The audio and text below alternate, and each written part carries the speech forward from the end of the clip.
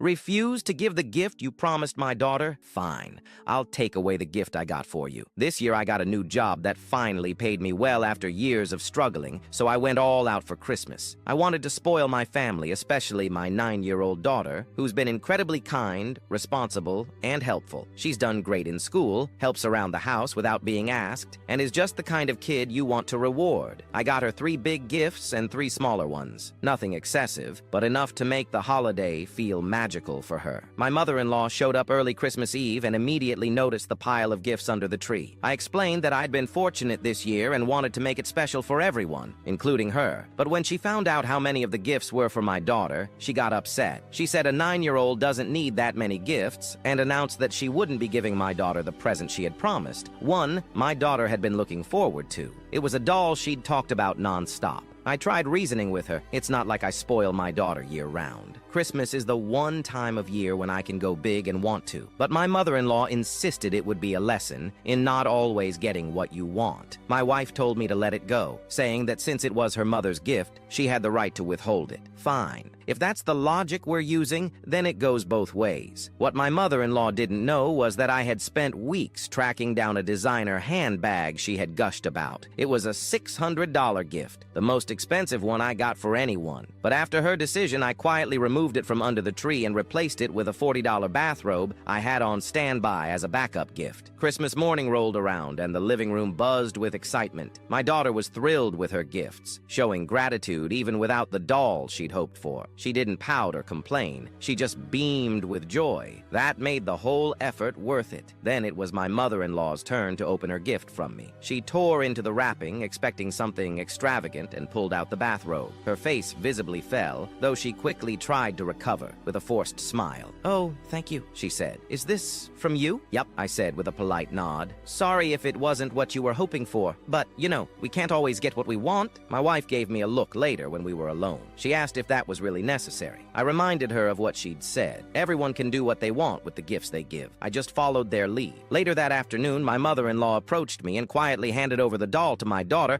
calling it a late surprise. My daughter was ecstatic. She gave her grandma a big hug, thrilled to receive it with no hint of resentment. That's just the kind of person she is. Meanwhile, I didn't have to say a word. The message was clear, and justice was done in the most festive way possible.